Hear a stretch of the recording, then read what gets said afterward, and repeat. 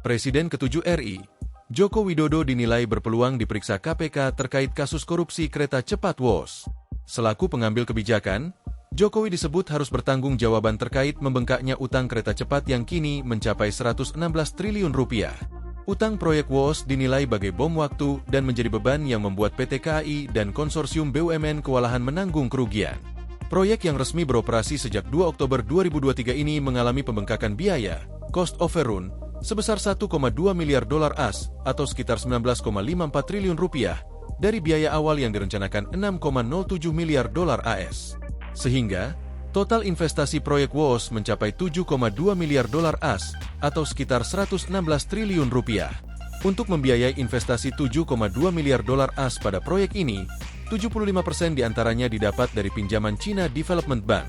Sementara sisanya berasal dari setoran modal pemegang saham, yaitu PT KCIC yang merupakan gabungan dari PSBI 60% dan Beijing Yawan HSR Co Ltd 40%.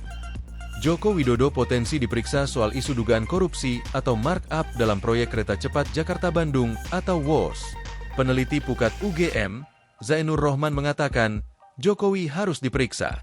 Selain itu, kata Zainur, menteri-menteri di era Jokowi hingga kepala proyeknya juga harus turut diperiksa KPK untuk dimintai keterangan. Jelas, Jokowi harus diperiksa. Dari mulai pengambil kebijakannya ya, mulai dari Presiden, Menteri BUMN, Menteri Perhubungan sampai kepada pelaksana proyeknya, semua harus diperiksa, kata Zainur, dikutip dari YouTube Kompas TV, Kamis, 30 Oktober 2025. Menurut Zainur, semua dokumen yang berkaitan dengan pembangunan WOS ini juga harus diaudit untuk mengetahui ada atau tidaknya dugaan tindak pidana korupsi itu. Dokumennya semua harus diaudit, mulai dari dokumen negosiasi, MOU, kontrak sampai kepada pelaksanaan pengadaan barang dan jasa proyek pembangunannya. Itu harus diperiksa semua sehingga nanti kalau sudah diperiksakan bisa sampai kepada kesimpulan ada atau tidak yang terjadi dalam proyek ini, dugaan korupsi, papar Zainur. Harus dilakukan audit investigatif untuk membuka ini semua. Apakah betul telah terjadi tindak pidana atau murni itu persoalan kegagalan di dalam perencanaan, ujarnya. Zainur menjelaskan bahwa proyek PT Kereta Cepat Indonesia Cina, KCIC, ini jelas bermasalah karena mengalami pembengkakan biaya atau cost overrun lebih dari 30%.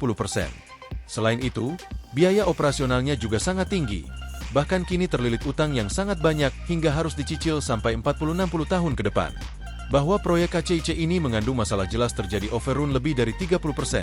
Beban operasionalnya juga sangat tinggi, beban utangnya juga sangat banyak, harus dicicil dalam jangka waktu yang sangat panjang, bahkan 40-60 tahun, ucap Zainur. Ini kan artinya ada problem di dalam proyek tersebut. Pertanyaannya, problem dalam proyek tersebut itu karena perencanaan yang buruk atau markup di dalam pembangunan, ujarnya lagi.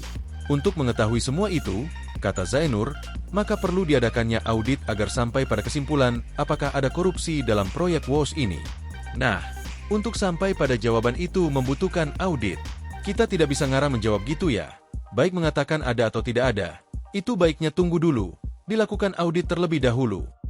Nanti kalau diaudit bisa sampai kepada kesimpulan, apakah karena ada markup, atau karena memang ada berbagai perubahan terhadap desain, sehingga memang otomatis ada kenaikan harga juga. Jelas Zainur. Jika sudah dilakukan audit semua, maka akan terlihat siapa pelaku korupsinya dan bisa langsung dijerat dengan tindak pidana korupsi. Kalau sudah diaudit semuanya akan terlihat siapa yang melakukan markup, jerat dengan tindak pidana korupsi. Kalau tidak ada ya sudah. Tapi kalau belum ada audit susah kita berdebat, tegas Zainur. Download Tribun X sekarang. Menghadirkan lokal menjadi Indonesia.